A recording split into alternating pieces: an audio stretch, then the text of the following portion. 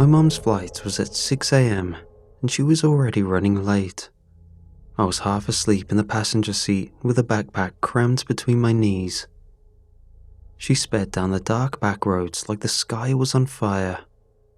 Her phone kept buzzing with work emails, lighting up the dash. She didn't even glance at them. "Just a couple of nights," she said for the third time, more to herself than me. "I'll be back Monday. Be good for Grandma, okay?" I grunted. I was 16, not exactly in need of a babysitter, but apparently Grandma insisted. "She said it was important, that she misses you." Her fingers tightened on the wheel, and honestly, I didn't have a lot of other options. That last part rang truer. Since the divorce, it had just been the two of us, Mom juggling 2 jobs and 1,000 stress headaches. Grandma's place had always been the fallback. Quiet, old, out in the sticks. My biggest gripe was no Wi-Fi, just trees and the sound of wind that never quite felt like wind. We pulled into the gravel driveway just after dusk. The porch light buzzed above the steps, flickering once like it always did. Grandma's house hadn't changed from the outside. It had the same old wooden siding, the paint faded to a memory of blue. The wind chimes clinked on a breeze that didn't touch the trees. Mom sat in the car a moment longer than usual. "She's been acting a little different lately," she said, not looking at me. "Probably nothing. Just humor her, okay?" I raised an eyebrow. "Like dementia different or imminent death different?" My mother gave me a sour look. "Be nice," was all she said. We didn't bring much, just a backpack with clothes, my toothbrush and my charger. When Grandma answered the door in her usual house slippers, cardigan, and her hair in a loose bun, she hugged me tight and smelled like mothballs and lavender, as expected. But when I stepped into the living room, something felt wrong. I couldn't place it at first. The furniture was all where it belonged, though maybe shifted slightly, like someone had tried to memorize the layout but got a few inches wrong. Then, I saw the wall. Above the fireplace was a square outline, paler than the surrounding paint. The mark something leaves after hanging in one spot for years. Weird, but not alarming. When sitting down to eat, I went to get some cutlery. The kitchen had plastic forks in the drawer. No spoons, anything metal was gone. Even the sink faucet was wrapped in tape, dulling the shine. The knob on the cabinets had been replaced with these strange wooden ones, screwed in crooked. I asked if she needed help finding her forks. She just looked at me like I was speaking a foreign language. "These work fine," she said, handing me a bent plastic spork. I waited for her to laugh or smile, some kind of joke. But she just went on, preparing tea, humming tunelessly under her breath, like this was a normal behavior over a quiet meal. Dinner was edible. Something grey with peas in it, not the usual home-cooked meal made with love. She asked me questions about school, but kept forgetting the answers I'd just given. She called me by my uncle's name once, even though he'd been dead for years. I let it slide. I figured she was just getting old or tired. But that night, after brushing my teeth, I looked up expecting to see myself in the bathroom mirror. Except there wasn't one. A wooden board had been nailed over it, cleanly cut to fit the frame, smooth and sanded, no sign of damage. It stared back at me, flat and blank, as if daring me to ask questions. And I did. Just not out loud. Not yet. I woke up early the next morning, the way you do in a house that isn't yours, disoriented, automatically trying to figure out where the creaky spots in the floor are so you don't wake anyone. The sun was just barely leaking in through the blinds, casting a sickly yellow tint over everything. I wandered the house a little, half out of boredom, half looking for breakfast. After that mission proved fruitless, I flopped on the old living room couch, flicking through my phone, trying to ignore the growing unease in my chest. I thought about taking a selfie just to send to Mom, proof of life. But I didn't. I just couldn't bring myself to, like I'd be lying if I said things were alright. Instead, I tried to entertain myself with whatever I'd saved in my camera roll, since all the apps were just spinning circles without internet. My brain must have been numbing from boredom, because when I rolled over, my phone slipped from my hand.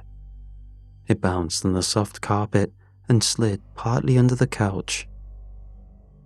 I lay down to try catch its edge in the gap, hoping my fingers would be thin enough to slide it out, but I ended up just pushing it further in each time I tried. I didn't want to move the whole thing, so I found a long, thin stick to sweep under and scoop it out. However, alongside my phone, a penny and a few old pieces of stale popcorn popped out. I pulled out a small shard of something curved and dusty. It was the corner of a smashed mirror. The reflection in it was warped and smeared. It must have slid under there when the living room mirror was removed and stayed hidden. But I could see myself in the reflection, and just for a split second, I thought I saw something else behind me too, something standing in the hallway. But when I looked up, the hallway was empty. I decided to hide the shard, just in case. That afternoon, she made lunch, if you could call it that. It was a bowl of pale broth, thin and grey, like something strained from boiled bones. The meat floating in it looked pink in places it shouldn't be. I poked it with a spork and asked what it was. She just smiled and said, "The usual." I didn't push, just pretended to eat and flushed most of it when she wasn't looking. The rest of the day passed slowly, quiet. I tried texting Mom, but she didn't answer. Probably busy. Still, I caught myself checking every 15 minutes. Later, we sat together in the den. The TV was still covered, and when I asked if we could watch something, Grandma just shook her head. "Oh, Jerry, I thought you hate television," she said. Jerry is not my name. That was my father. I blinked. "You mean me? I'm not..." She tilted her head. Of course you're not." Her eyes stayed on me too long after that, like she was trying to remember something she never really knew. That night at dinner, she said Mom had just been by yesterday. "Dropped off a basket," she told me, motioning toward a countertop that was very obviously empty. "You didn't see her?" I didn't say anything, just nodded and looked at the dry tile where the basket definitely hadn't been, not to mention the fact that my mom had flown away. She couldn't just drop by. I started watching her more carefully, noticed the way she shuffled down hallways like she was tracing steps she'd memorized. It was around 11 p.m. when I finally turned in. I locked my door, just being cautious. That's what I told myself. But at some point, I woke up where you're still mostly in a dream, but I heard something. Breathing right outside my door. It was steady and slow, like someone waiting. I didn't move. The sound stayed for a long time, then the floor creaked once, and it was gone. I slid the cracked mirror shard from where I hid it, wrapped it in a shirt, tucked it under my bed. I waited until she was asleep. At least, I hoped she was asleep. I crept through the house with the mirror shard hidden in my sleeve, careful not to let it catch too much light. Every floorboard groaned louder than I remembered, and every shadow stretched too long when I moved. The living room was first. I stood in the center and slowly tilted the shard to glance over my shoulder. The air shifted. In the shard, the room looked wrong. Same layout, same furniture, but it was like someone had redrawn it from memory. Badly. The angles didn't add up. The wallpaper curled in ways that defied gravity. The ceiling fan hung limp, unmoving, even though I could feel it turning above me. No sound came through the glass, like the reflection was holding its breath. In the dining room, the chairs were all facing the wrong direction. A spilled glass of water sat frozen mid-splash on the table. The windows were smeared with something dark. I kept moving, checking each space, quick glances into the shard as I moved. The hallway was narrower in the reflection, lined with doors that weren't there before, stacked and stacked and stacked, some of them slightly ajar. I never dared to look too long at any of them, unsure of how I'd even do so. In the upstairs guest room, the reflection showed all the toys in the closet turned toward the door, as if waiting. The bathroom had no mirror, of course, but in the shard, the wall where the mirror used to be bled light from behind the wood, as if it was straining to come through. The entire time I moved quietly, listening for her, but the house was dead silent. That only made it worse. There was only one place I hadn't checked. The basement. Grandma never went down there. The door was always locked, and the key, a rusted old skeleton key, hung above the fridge. I waited until I was sure I wouldn't be heard, then slid it free. The door creaked louder than anything else in the house. I winced, waited. Nothing. I opened it and slipped down into the dark. The basement was cold. It smelled like wet wood and mildew. But more than that, it felt off in a way the rest of the house hadn't. Wrong in the way it felt arranged. Very similar to the oddities I saw in the reflections around this house. But now, I was standing in it. There was a wooden chair in the center of the room with nothing else around it. Just the chair and frayed ropes still wrapped loosely around the arms and legs. Deep grooves scratched into the floor beneath it, like someone had been struggling recently. But in the mirror shard, an ordinary-looking basement. Boxes were stacked neatly along the walls. The paint wasn't peeling. It was a quiet, normal basement, a version of the room that should have been. I pulled the shard down and looked again. Still the same rotted room. The reflections had all been twisted versions of my world, but the basement was the only one where the reflection looked real, like this version of the basement, the one I was standing in, was the fake. I stuffed the mirror shard into my pocket and quietly made my way to the front door. I didn't even bother with my shoes.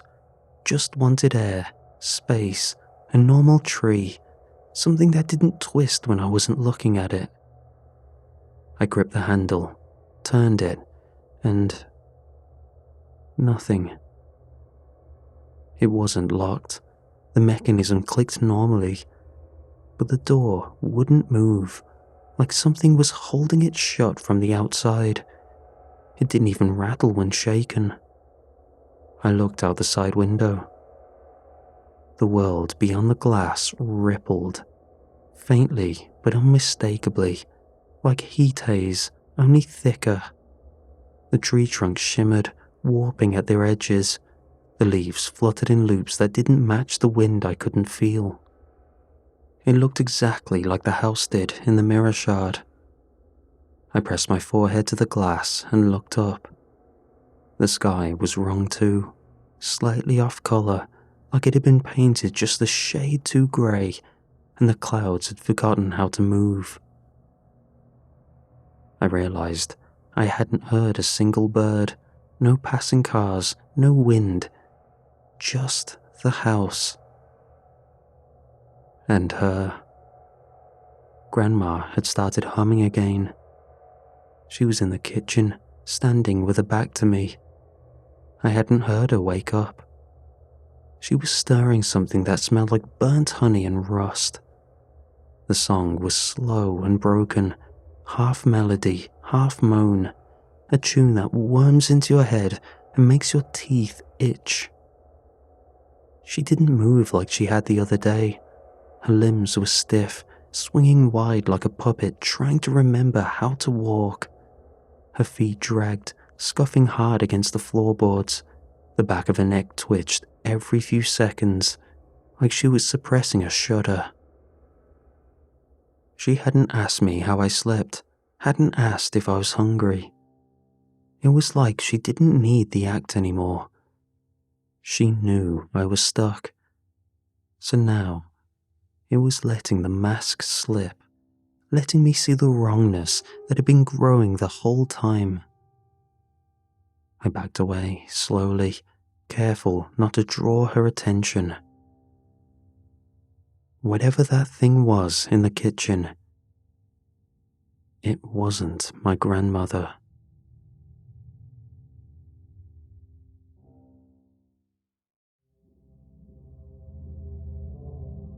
I went back to the basement as quietly as I could, because I couldn't stop thinking about what I'd seen.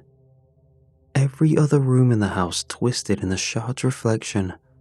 The basement was the only place that felt like an opposite. To me, this meant something. I hoped to find a solution, or at the very least, answers. Just standing at the top of the basement stairs made my stomach clench. I crept down slowly, one hand gripping the rail, the other wrapped tightly around the mirror shard. When I reached the bottom, the air hit me, and it was worse, damp and metallic. The chair was still there in the center of the room, empty, ropes hanging off the arms like wilted vines. I stood there for a long moment, steadying myself, then lifted the mirror shard and angled it toward the chair. My breath fogged the glass. Within the normal-looking basement in the reflection, a woman sat tied to the chair. Her hair was a little shorter than I remembered, her face thinner. But there was no mistaking her. It was my grandmother, the real one. She wasn't screaming, or if she was, the shard didn't carry sound. Her head drooped forward like she'd exhausted herself hours ago. But when I stepped closer, she lifted her face. Her eyes locked on mine. I didn't know how that was possible. How could she see me from that place? But she did, and she tried to speak. Her lips strained against the invisible ropes of silence, forming a single word again and again. Break. Her mouth formed it with desperate precision. Break, break, break. A chill ran through me so fast it felt like my bones cracked. I lowered the shard and looked at the basement I was in, the failing, dusty one around me. The ropes on the empty chair hung in the exact positions they wrapped around her wrists in the reflection. I raised the shard again. Her eyes didn't blink. She kept mouthing the same word, urging me. But to what? I didn't know. I swallowed hard. Grandma? My voice sounded tiny. Can you hear me? No answer. Her expression tightened, urgency sharpening her features. Her eyes flicked towards something over my shoulder and widened. I froze. Footsteps upstairs. Slow, heavy, like someone placing each foot intentionally, carefully, as if savoring the sound. My heart hammered in my throat. I ducked behind an old shelving unit stacked with dusty paint cans and Christmas ornaments from decades ago. I curled in tight, trying to steady my breath. The footsteps reached the top of the basement stairs. The door groaned open. And then she came down. Her silhouette stretched along the wall before her body did, slightly bent at the joints, like she'd been rearranged and hadn't quite settled. She hummed that awful, almost lullaby again, each note bending upward at the end like a question. In the reflection, she wasn't there. The basement was still empty, except for my grandmother tied to the chair, silently pleading with me. 2 basements, 2 truths, out of sync with each other, and I was stuck in the wrong one. I pressed the shard to my chest, praying it wouldn't catch any stray light. The fake grandma drifted past my hiding spot, humming, tilting her head left and right like she was smelling the air for me. She paused so close I could have reached out and touched the nightgown, but I didn't dare breathe, didn't dare think. After a long moment, she turned and climbed the stairs again. The door clicked shut behind her, firm and final. I didn't move for a full minute, maybe more, just listening to the thudding of my own heart. Trapped. There was no way out. Just the shard, the cold, and the chair in the center of the room, and the knowledge that something real was still in there, somewhere. I forced myself up, legs shaking, and looked again through the shard. The chair in the reflection was whole, upright, clean. The rope still tied tightly around my grandmother's wrists and ankles. My grandmother was still staring at me, tears streaking down her face. Break, she mouthed again. Break. I stared down at the empty chair in front of me. Empty. Flecks of old frayed rope still curled around the arms like a memory. I pulled out the box cutter that was lying in the storage bin. My hands were sweating now. I turned back to the shard, lined it up just right so the mirror version of the chair overlapped the real one. Heart pounding, I brought the blade to the ropes in the reflection. It was hard to cut because of the angle I had to work at. More often than not, I found myself scoring the side of the chair's arm or slipping across the top. But eventually, I cut through the fraying rope. I did this 3 more times before it all fell loose. I didn't know what I expected. A sound, a shift in the air, magic. Nothing happened. I stood there like an idiot, feeling sick, the shard fogging with my breath. And then, movement. The ropes in the reflection loosened. She was standing, shakily. Tears were in her eyes. She mouthed something again, too fast to catch. I leaned closer. She looked past me and pointed behind me. I spun instinctively, raising the shard, and came face to face with her on all fours, elbows bent wrong, neck twisted like a broken hanger, face split by that same smile, glinting even without light. Her voice came out like a purr and a rasp layered together. "Looks like you found her." She didn't scream.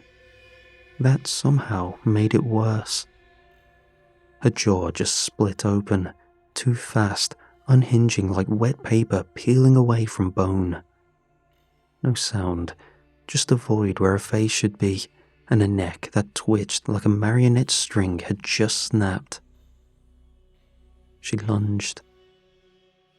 I didn't think. I threw myself backward, ducked under her reaching arms, those long, veiny things, and sprinted for the stairs.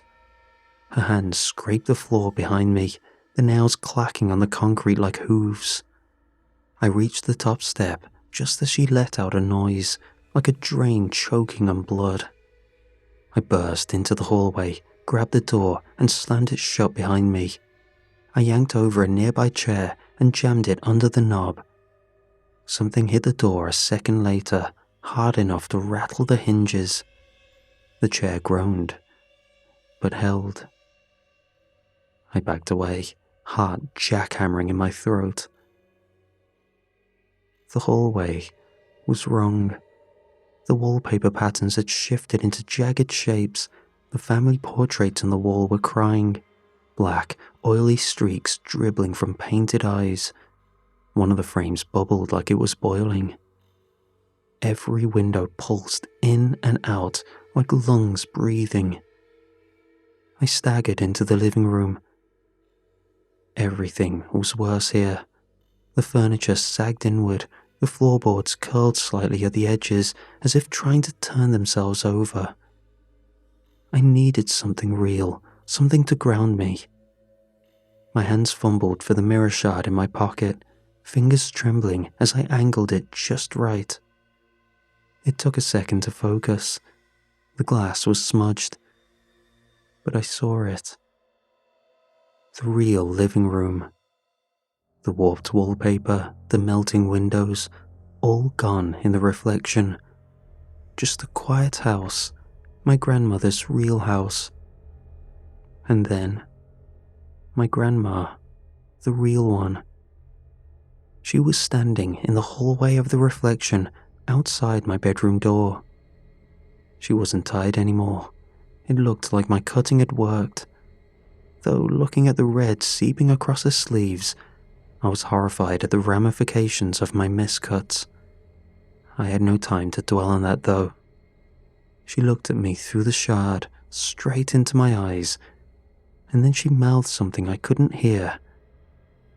But I felt it. There's still time. The moment she pointed, I moved. I didn't hesitate. I couldn't. The house was breathing too loud now, the shadows bending in strange directions. The slamming on the basement door rattled the chair loose with each bang. I ran for the hallway closet. The mirror shard gripped so tightly in my hand that the edges dug into my palm. I yanked the door open. Just coats.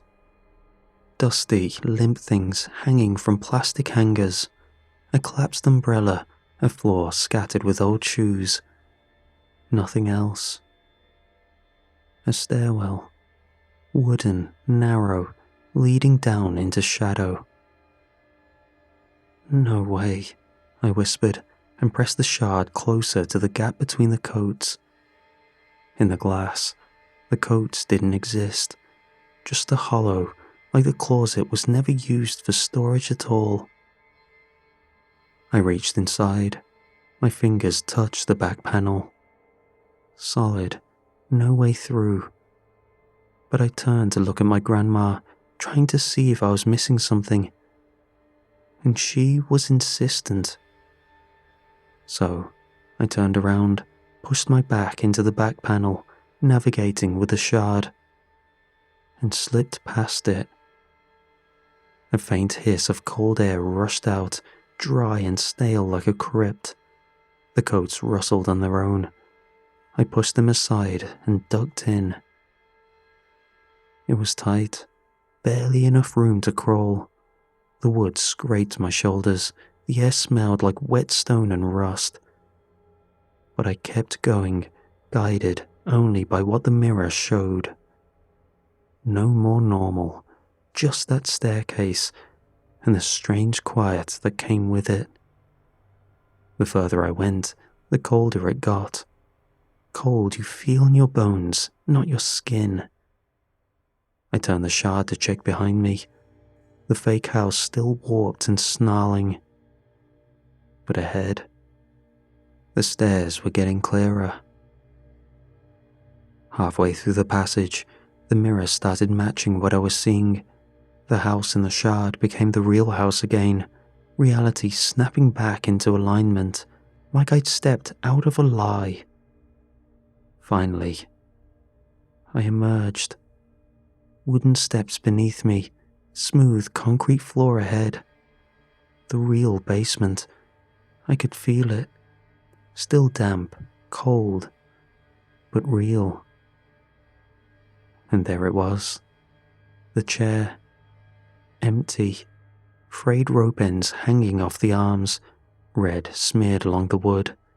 The seat indented, faint marks of dust, shoes, smaller than mine.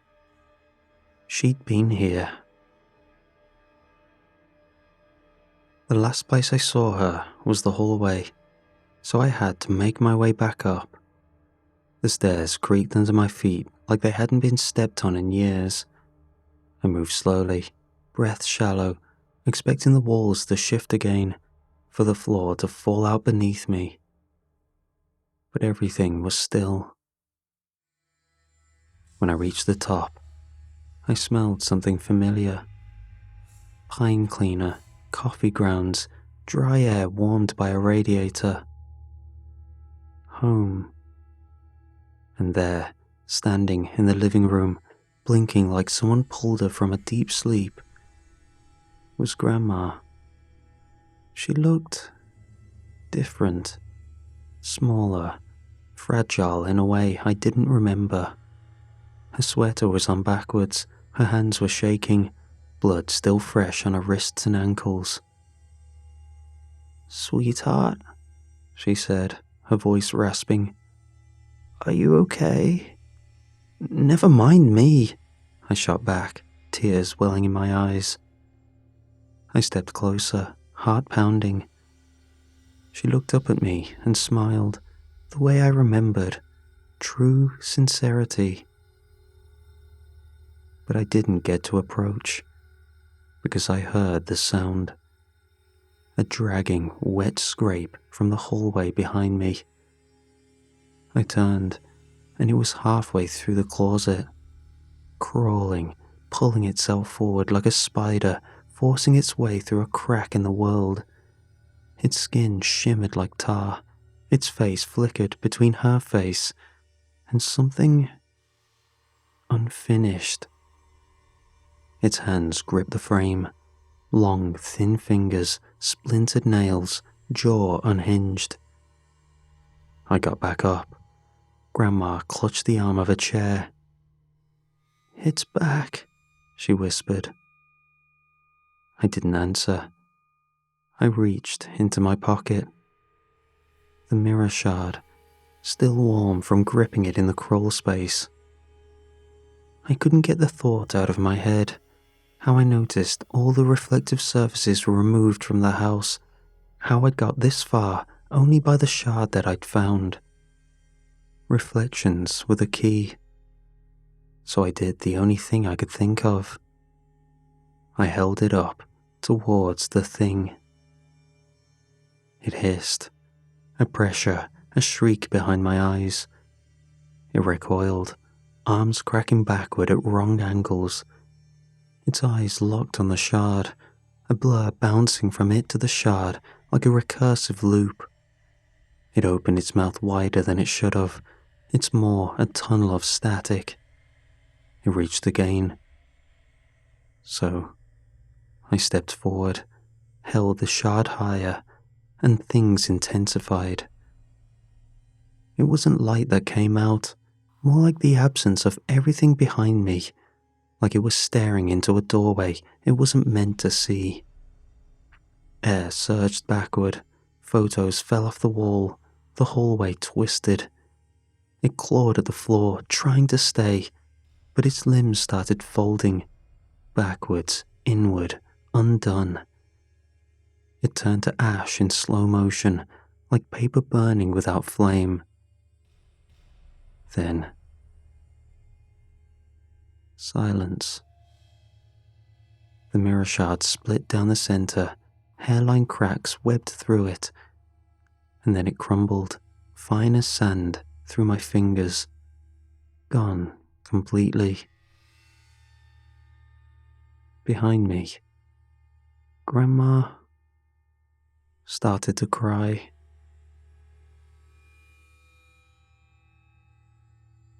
The house was still. The hallway was quiet. The mess from the encounter was strewn about. The mirror was still missing from the wall. The kitchen full of plastic forks. That blank wooden board still bolted to the bathroom wall. Like the world had snapped back, but the echo of her choices remained. Grandma was there, standing where I'd last seen her. Her eyes flicked to mine as I entered. And for a second, I saw something. Recognition, grief, then relief, sharp and overwhelming. I quickly rushed to get a first aid kit I knew she had in the kitchen, and when I came back, tended to her wounds. Lines cut on her wrists and ankles where my slicing went awry. But she didn't seem to hold it against me. "Oh," she whispered, like she'd been holding her breath for years. "Thank God it's over." I nodded, tried to answer, but it caught in my throat. "It was like a bad dream," she said, voice barely louder than the wind outside. "I remember going about my daily business, cleaning up for when you arrived. But my reflection caught funny. Next thing I know, I couldn't move, couldn't speak. But then I saw you, in the mirror." I knelt beside her, unsure of what to say. Her hand found mine. "You were so brave," she said. "I always knew you would be." I swallowed hard. The lump in my throat didn't budge. "Grandma," I said quietly, "you're safe now. That's all that matters." She nodded, eyes glassy. "You saved me." We sat there for a long time, just breathing, relishing the quiet, while the sun kept rising. The days after it all ended were quiet in a way I'd never noticed before. Grandma and I didn't talk about what happened, not directly, but something unspoken passed between us every time I handed her a new mirror to hang or helped peel the privacy film from the windows. She'd watch the sunlight come in like it was a guest she hadn't seen in years, like she didn't trust it to stay. But she hugged me more, made real food again, still a little overcooked, still too much dill, but I didn't mind. I swept out rooms that hadn't been opened in years, helped replace knobs, scrubbed tape off old faucets, and rehang a new mirror in the hallway. When I stepped back and looked at the glass, I didn't flinch. I saw myself, just me. And behind me, she smiled, the real one. On the last morning, she made me pancakes. Real syrup, real butter. She didn't call me the wrong name once. Life was back to normal. When Mom pulled up outside, I loaded my bag into the trunk and hugged Grandma a little longer than I ever had before. She whispered, "You come back soon, okay?" I nodded. "I will." My mom noticed the bandages on Grandma's wrists, but we both stuck to the story. It was a kitchen accident, nothing more.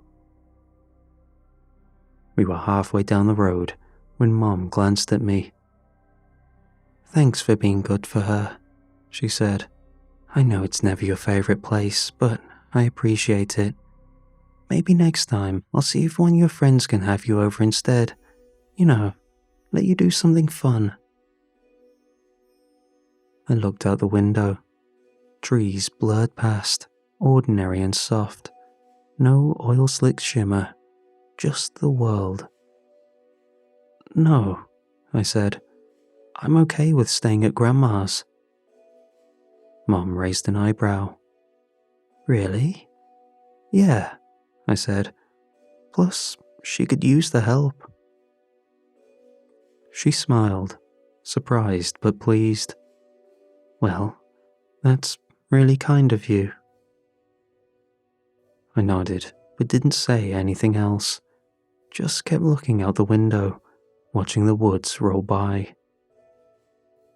I felt a newfound responsibility for Grandma, and if anything ever happened again, I'd be ready.